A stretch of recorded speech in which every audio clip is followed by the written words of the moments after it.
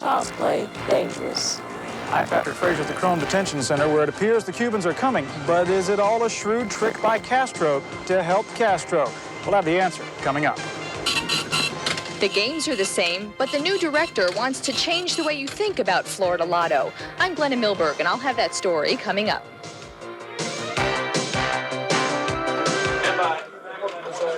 Live from Channel 7, South Florida's news station. Sally Fitz, Penny Daniels, meteorologist Bob Soper. This is Channel 7 News at 6. A syringe tainted with the deadly AIDS virus is discovered, not in a medical lab, but where children play every day. Good evening, I'm Jane Akrian for Sally. A split second and one more step. That is all it would have taken to destroy the life of a Broward girl. That little girl almost stepped on a needle contaminated with AIDS. And as if that isn't bad enough, consider where it happened. It happened right in her own backyard. Someone put the needle there. Her family thinks they did it on purpose. And as Channel 7's Rochelle Bridges tells us, her parents would like to know why. This is the needle a little girl came close to stepping on. It had about 20 drops of blood in it. Blood tainted with the HIV virus. The biggest fear we had was that somebody might have been stuck by the needle and exposed to the blood that was contained in the syringe. Okay. That's Peter Harkin's biggest fear, too. His 12-year-old daughter, Megan, discovered the syringe in their backyard. My daughter started to walk across here and almost stepped on the syringe. But now, everyone in the Southwest Fort Lauderdale neighborhood wants to know who put the syringe in the yard where Harkin's 5 children and other children play. Oh, yes, it had blood in it. There was about this much blood in the needle itself. Had you ever seen anything like that before? No. The syringe was planted about 2 inches in the ground like that. Sticking straight up like with that? With the plunger down, the point here.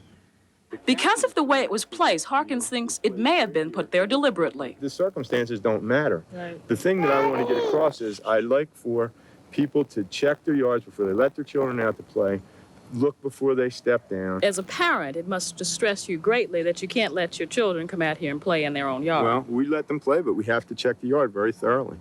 You know, I'm not going to let it interfere with their, you can't lock 5 children up in the house all the time. But we're very careful before we let them out. In Fort Lauderdale, Rochelle Bridges, Channel 7 News. Now, this is the first report of a needle actually found in someone's yard. Health experts warn if you ever find a needle, do not touch it. Call the cops. The search is on tonight for survivors of a boat accident that killed more than 50 people. It happened about 8 miles off the coast of Puerto Rico.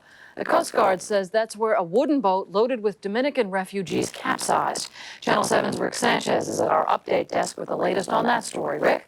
Jane, this is really a deadly combination when you think of it. Too many people on a rickety old boat, around 80 Dominicans, possibly more, were making their way toward what they hope would be a better life in Puerto Rico. It was apparently too much for their so-called Yola. It's a wooden boat, generally in poor condition. It flipped over about 8 miles from their destination, sending all of the passengers into the water. At last word, 64 of them were rescued by the Coast Guard and some pleasure boaters in the area. However, at least 5 are confirmed dead, and that number could grow to as many as 20. It's not uncommon at all for these boats to be making these trips. Biggest thing is they're overloaded, overcrowded, no life protection or life-saving gear or anything like that. And by the time the Coast Guard or somebody finds out about it, usually it's after a passing fisherman or another aircraft says, you've got a whole bunch of people in the water at this point. Again, I spoke with Bruce Pimentel about 45 minutes ago from Puerto Rico. He is saying tonight they have, in fact, found 5 bodies, but they are still looking for more. The search is continuing all up and down the Puerto Rican coast. Those who have been brought to safety have been turned over to U.S. Border Patrol in Puerto Rico. Jane, back to you. Okay, Rick, just to clarify, it's 5 casualties, not 50, as we first reported? Absolutely not. Only 5 bodies have been found. That may be as many as 20 by the time they're done with their investigation. Now. All right. Hopefully not. Thank you, Rick. We're going to continue to follow this story for you and bring you the latest developments as we get them. Penny? Tonight we have news of more rescues at sea. 15 Cuban refugees were pulled out of the water today in 3 separate rescues south of Key West. All of them in good condition tonight and are being questioned by immigration officials. And we are just finding out about 2 more rescues last night.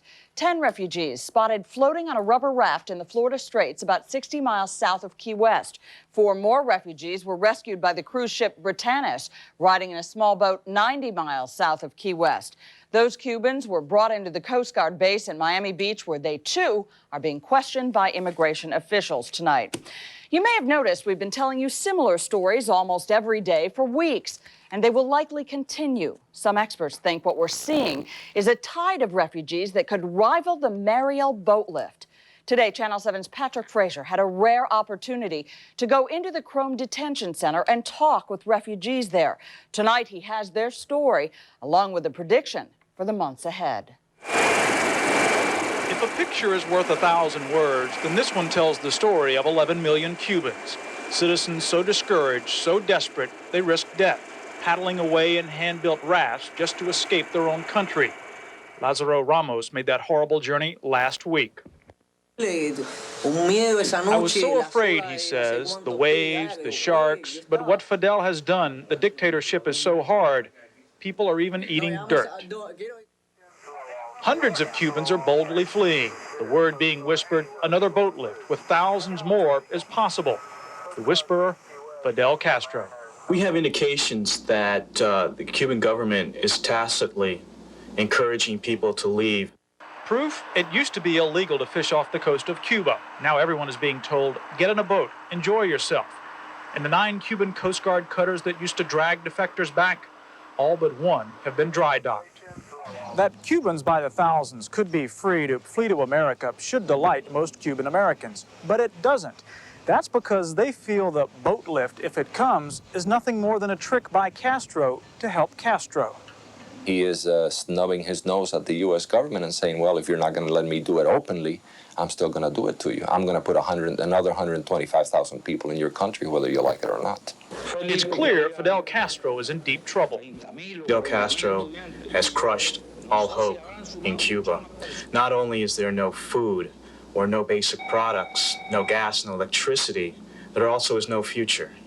And with no future for Cuba, Bob Graham is predicting no future for Castro. He is a hollow leader just waiting to crumble. But many Cuban Americans fear allowing a boat lift, accepting those most furious and angry with Castro, will allow him to remain in power. If every Cuban stay in Cuba, Fidel won't be there. He's looking to accomplish something that he has been wanting to do, which is let off steam. He did it in 1980 through the Mariel boat lift. A sudden massive boat lift that swamped South Florida, and now may be followed by a subtle, more gradual move that could be just as painful to this country and just as pleasing to Castro.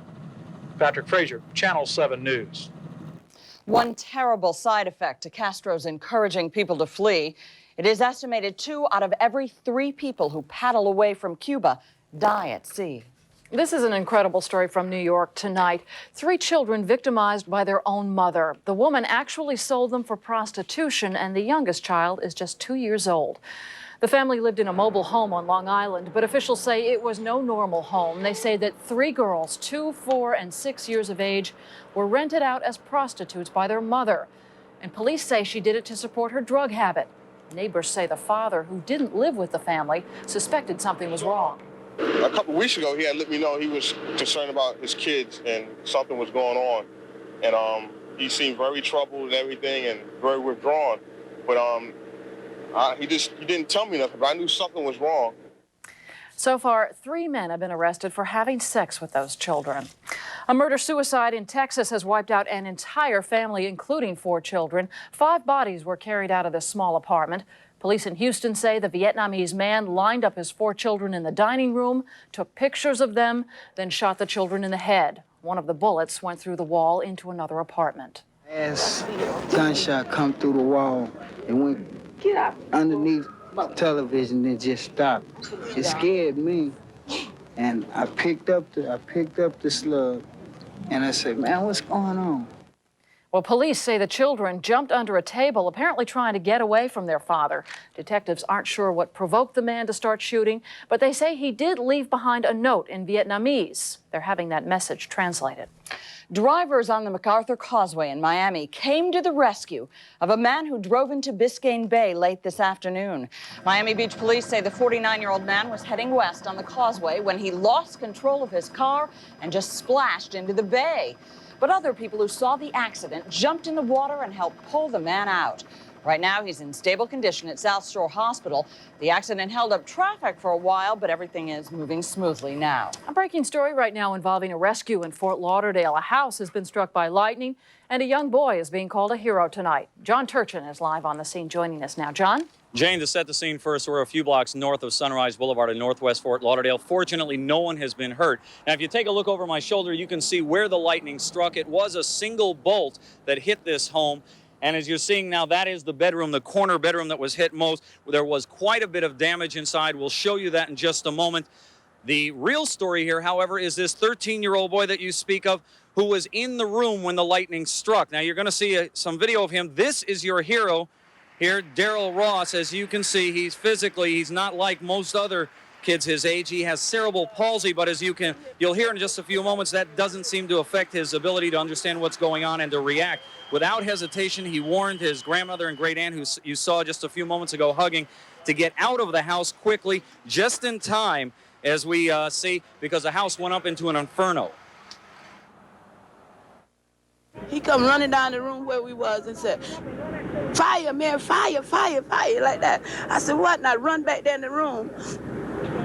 And the bed was in blaze then, and the curtains, just that fast, just like that. Just like that. So then I tried to put it out. Of course, I couldn't put it out. So then we just left out the house. My sister-in-law called 911. Now, as you can imagine, it was quite a traumatic afternoon for little Daryl Ross. Right now, he seems to feel pretty good about himself. According to his grandmother, he thinks he did a good deed. Now, as you're seeing those bars on those windows there, that's where on the other side of the house is another set of bars. That's where the lightning hit. So sometimes these bars, these crime prevention bars, seem to work against people. This time it hit the bar and then went through the window and started the fire. Fortunately, as we mentioned, nobody was hurt and everybody got out okay. Jane? All right, the young man sounds like a hero. Hopefully he'll be recognized for that. Thank you. John Turchin reporting live from Fort Lauderdale. Penny? A smash and grab robber in critical condition tonight after making victims out of 2 police officers. It happened last night at Northwest 100th Street and 15th Avenue. 2 Metro-Dade police detectives were undercover there when a car drove up and blocked them in. The cops say one man got out and smashed their window. The flying glass cut one of the officers, but the other one got off several shots, hitting one of the suspects. Police are still looking for the other men that were in that car. A man standing in the wrong spot at the wrong time found himself run over by a runaway truck. The accident happened at Northwest 81st Street and 27th Avenue.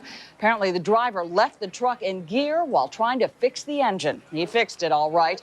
And when the truck started up, it backed up over his friend. A third man then jumped in the truck and shut off the engine. No word on how seriously hurt the victim is tonight. Doctors gave him a 10% chance of survival. Well, today, 6 months after his nearly fatal car accident, a Broward teenager is going home. 18-year-old Keith Grant was critically injured. 2 of his friends killed last October on I-95 near Melbourne. Keith suffered multiple fractures of the hip, the pelvis, leg, and arm. He also suffered nerve damage that left him paralyzed. Well, Keith has spent the last 6 months in the Sunrise Rehabilitation Center, and today he finally got to leave. Just don't take chances with your body. Just be grateful for what you got and take care of it. Keith and his friends were returning from a surfing trip when that accident occurred. Coming up next, the state budget axe is falling and South Florida students may pay the price. We'll tell you how your kids could be affected next. The price of a college education gets even more costly in Florida. And the jackpots just aren't what they used to be in the Florida Lotto. Next, we're going to tell you about the changing face in the game of chance.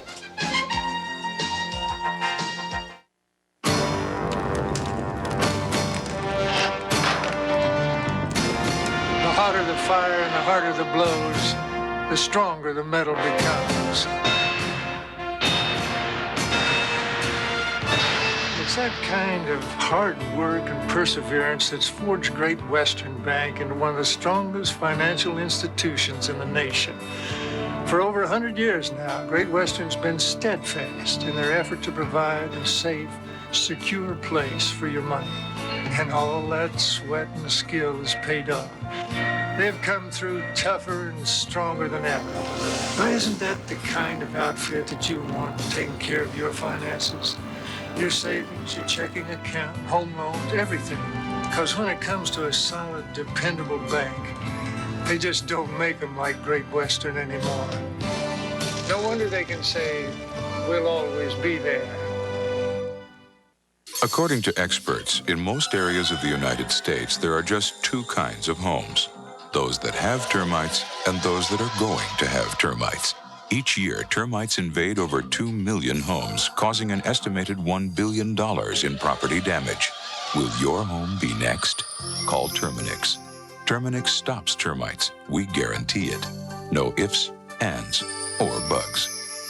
Call for a free termite inspection.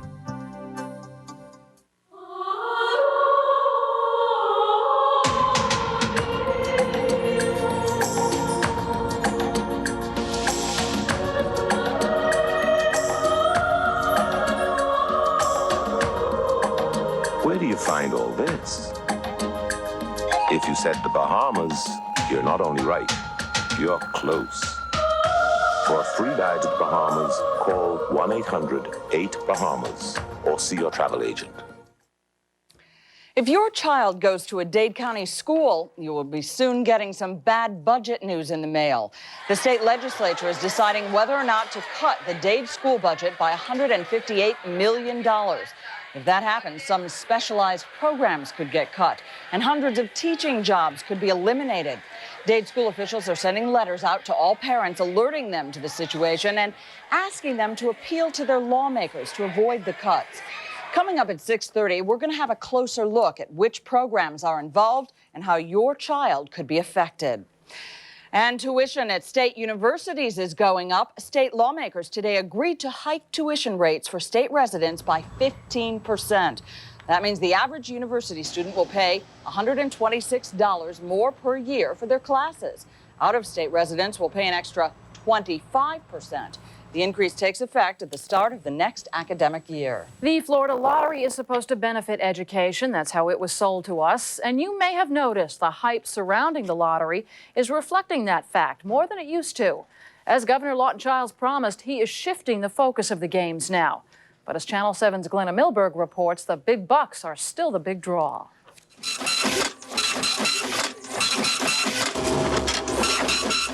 Remember this? Hardly a week went by that we didn't see someone hitting it rich. That's how Rebecca Paul, the woman steering the fledgling Florida lottery, made it one of the nation's most successful, force-feeding us a steady diet of lotto hype and dreams of riding a roller coaster of riches. Something to think about next time you play lotto. You never know. The game's the same, but its image is changing. The lottery's new director is a former school administrator, far different from her flashy predecessor. We still are operating like a business. My priority is to earn as much money as possible for the state of Florida, for the children of Florida. But we want to keep reiterating that the dollars are going to education. 38 cents of every lottery dollar is funneled to Florida schools. The message you're seeing now is kids in schools instead of financial fantasies. Every ticket is a winner for education. Though the lottery seems more low-key, sales are up 10% from last year. Marketing experts predict a new phase of promotion now that the flash and the hype got Lotto the attention it needed. Once that's been accomplished, then you move on to an area of comprehension building, attitude modification. We know that credibility and integrity is very important. Lofty goals, but apparently not the big seller. Because I want to win $1 million. For the money. Make life a little bit easier. The biggest sales pitch is the jackpot. There are those players that will play no matter what the prize is. But clearly, when the jackpot goes up or it goes down, so do the ticket sales. Sales soared when the jackpot hit 9 digits last fall. Those big green billboards still announce the weekly tempting jackpot, a sure sign that the big bucks is still the big draw. Glenna Milberg, Channel 7 News. And as the governor promised, the lottery's advertising budget's going to be cut by $5,000 next fiscal year to $27 million. It's all part of the across-the-board cuts that Governor Childs has mandated. And speaking of education, still ahead tonight, reading, writing, and rioting. In our next half hour, we're going to show you some incredible pictures of violence at a California school. Also tonight, a plane crashes and explodes in the middle of a neighborhood, but everyone walks away. We'll show you that amazing story at 6:30. And up next, it's hail to the ex-chief at this little White House in Key West. And I'm Bob Soper. Now it's Homestead's turn for the thunderstorms. We'll show you what's going on Color Radar coming up next.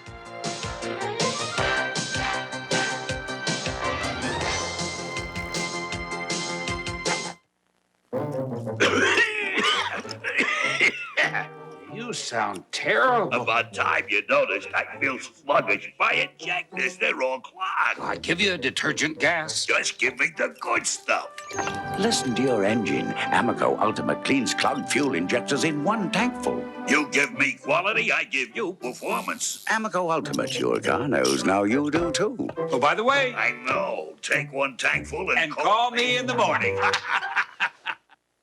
It's true. More older and wiser people shop at Publix. That's right.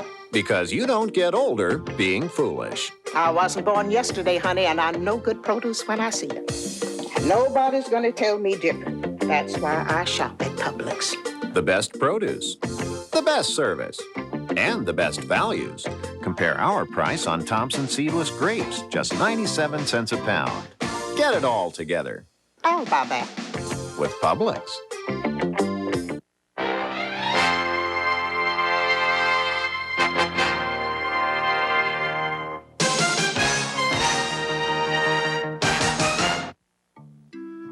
Oh boy, somebody must think we're special because we got Post Raisin Bran. It's premium. Premium? Tastes great, right? Because Post only picks the big plump raisins, not little ones. No way. Those big crispy flakes. Look close. Looks bumpy. Well, that's a natural whole wheat in the wheat bran. Somebody sure must think we're special. It's our mommy. Post Raisin Bran. It's premium, and that makes everybody feel like somebody special. Observe the human mouth. Round, curved, oval, oblong. Whatever your shape, there's a toothbrush that'll clean every part of it. Colgate Plus. The plus is its tapered, diamond-shaped head, uniquely designed to go around teeth, ease into corners, helps clean away plaque, even way, way back. Designed to keep a mouth smiling. I love to see you smile. Colgate Plus, because your smile was meant to last a lifetime.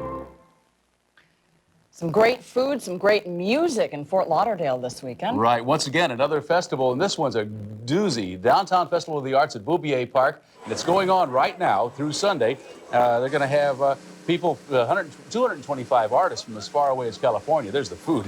A large craft marketplace. There'll be presentations by local theater and dance groups up there. They've got hands-on children art activities, more food, a chalk walk competition. There'll be gourmet restaurants doing the food up there as well. A record-setting ice carving competition. Depends on how hot it is. They may have to really work fast. Friday night, tonight, Rita Coolidge is on the stage. Tomorrow night, Etta James. Sunday afternoon is Ronnie Laws. All the Festival of the Arts up at Bouvier Park. Also, my good friend Tony Bishop is going to be performing over the weekend. For the first time in 3 years, she's been back in Fort Lauderdale. Take a look at Color Radar. It's been kind of hectic up in Fort Lauderdale today. They had that house struck by lightning, and now it's fairly quiet in Lauderdale. But look at the boomers down around Homestead, really getting their act together right here, and those are moving across the southern part of Dade County, just south of Metro Zoo, where Feast with the Beast goes on tonight. But showers around Dade and Broward County, moving out toward the east. They're starting to lighten up, but still this heavy thunderstorm down in South Dade, a couple of showers down around Key West, and between the coastline of Florida over to the Bimini's and nearing Andros. This stuff really, though, is moving toward the east. Take a look at what's going on now in the satellite picture. You can see all the circulation of the clouds and so on, but the bulk of it blowing across the peninsula has been developing and then moving offshore. We're seeing some more clouds out in the Gulf of Mexico. That'll probably add to our moisture supply tomorrow, so look for thunderstorms tomorrow afternoon. This is a trouble spot. Lots of heavy thunderstorms there. Severe thunderstorm watch out for North Florida right now. Skyscan shows you thunderstorms all over the southeastern U.S. Almost everybody's got some kind of warning out. Arkansas, eastern parts of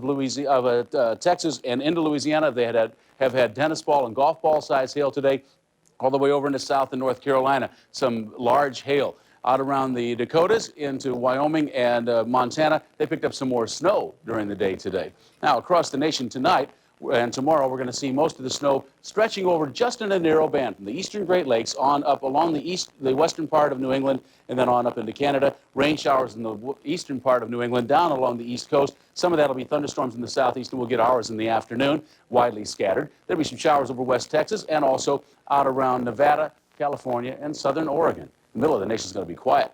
48 degrees Boston this afternoon, 52 New York, 53 at Washington, D.C., 46 at Roanoke, 47 at Detroit, 64 at Lexington, Kentucky. Tonight's lows will be in the 20s and 30s, 40s and 50s over the western states, 30s and 40s up over the northeast, 50s to 70s over the southeast. Our highs today got up not quite as hot as yesterday. We got clouds a little bit sooner today, so temperatures stayed from the low to mid 80s over South Florida. Tomorrow, we'll see the best chance of thunderstorms in the Panhandle. Tonight, I should say, temperatures in the 60s statewide, except South Florida, and the low 70s from the beaches to Keys. Then tomorrow, 80s everywhere. Our best chance of thunderstorms in the afternoon. North, just about any time. Take a look at the forecast for us. For tonight, scattered evening showers, then partly cloudy. Overnight low 67 to 72. Look out for some patchy late night fog in inland sections. Then tomorrow, morning sunshine, afternoon thunderstorms. High temperatures 84 to 89. Boaters, winds out of the southwest at 5 to 10 knots. Avoid thunderstorms. You're okay with seas 1 to 2 feet. Bay waters smooth to a light chop. The next low tide, 6:48 tonight. The high tide is at 1:17 in the morning. Sunrise at 6:53. Sunset at 7:46. So lots of things going on this weekend. As usual, South Florida is very active. Good weekend for boating, good weekend for eating. Yes, indeed. Thanks a lot, Bob. Jane. Well, a lot of people know that Key West was a favorite vacation spot for some great riders. It was also the favorite R&R spot for a former president. These are some vintage pictures of former President Harry Truman at his summer home in Key West. He spent so much time there that it became known as the Little White House. For 2 years, the Little White House Company has been restoring that home. And today, it unveiled the finished product. Restorers say it looks almost exactly the way it did 40 years ago when the president stayed there. We want to have the feeling that the president is just out for one of his morning walks or perhaps went over to Truman Beach for a swim, and he'll be right back. And I think that's what we've succeeded in doing. Okay. Perhaps he will. The house will be open to the general public at the end of the month.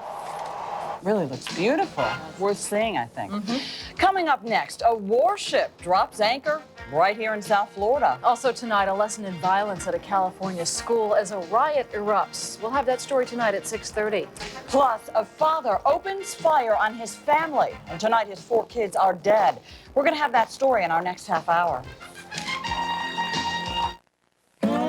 Zephyrhills, Florida is not famous for its hills. And it's not famous for its zephyrs. Zephyrhills is famous for its water. Water is our friend. That's because Zephyrhills is situated above the deepest source of pure water in Florida. Zephyrhills spring water comes from this protected source from deep beneath the earth. That's why Zephyrhills spring water is pure. And that's why it tastes so good. Nobody beats Home Depot. Nobody. Home Depot will beat any price, any store, any identical item, any day. And low prices are just the beginning. You'll see color after color of Glidden Evermore interior and exterior paints. And that's just for starters, because we'll mix hundreds of custom colors absolutely free. When you're with us at Home Depot, you feel right at home. Hey everyone, look who's here! It's the Rescue Rangers, live and in person at Walt Disney's World on Ice. All your favorite friends are here in a wild, wacky, fantastic adventure. Come on, get in on the fun! Sing with the Little Mermaid, dance with the Ducktail crew, romp with Roger Rabbit, and march with Mickey Mouse. It's the adventure of a lifetime at Walt Disney's World on Ice. April 23rd through the 28th at the Miami Arena. On sale now at all Ticketmaster outlets. A spectacular sight in Port Everglades tonight. The aircraft carrier USS Dwight D. Eisenhower pulled in today. It's going to be there for 4 days until it heads out to sea for exercises. About 4,000 sailors and Marines will be in Broward County for Liberty. It's the first carrier to visit Port Everglades since the Gulf War. To celebrate, there's going to be a dockside We Like Ike celebration tomorrow starting at noon. The ship will be open for public visiting from noon to 4 tomorrow. And for roller skating and bowling. Great sight from the air. Yeah. Big carrier. That's Channel 7 News at 6, but stick around. Coming up next, the state's money crisis hits South Florida's schools. Next, we'll tell you the price our kids may have to pay. Police say a horrible crime took place in this mobile home. A mother accused of selling her own kids for prostitution. And an entire family's dead tonight. Police say the head of the household simply snapped. And chaos in the classroom. A riot erupts at school. Channel 7 News at 6:30 is next. Politics is a world of power and glamour, but public figures often attract public enemies. Find out how political power turned one man into a target for assassination. Watch America's Most Wanted. Then, in 1971, Agent William Stadler saw his best friend murdered, and the killer escaped without a trace. Tonight, he'll get a chance for revenge. Been waiting a long time for this. DEA Special Task Force premieres tonight after America's Most Wanted. Dateline, out of line, get in line with Lifeline. Stay in line with Lightline, easy on the waist. The low-fat dairy line with great big taste. Sour cream and yogurt, smooth as silk. Cottage cheese and protein fortified skim milk. Power line, waistline, toe the line with Lightline. Scrimmage line, in line, the punch line is Lightline. Stay in line with Lightline's great big taste. It's from Borton, it's true, and that's the line that's best for you. Stay in line with Lightline. WSVN 7 and WMXJ Magic 102.7 invite you to opening night at Walt Disney's World on Ice, April 23rd at 7:30 p.m. when tickets are $4 off with our compliments. And fade is always Mike. Live from Channel 7, South Florida's news station. Joan Lovett, Rick Sanchez, weather with Bob Soper, and sports with Jim Barry. This is Channel 7 News at 6:30.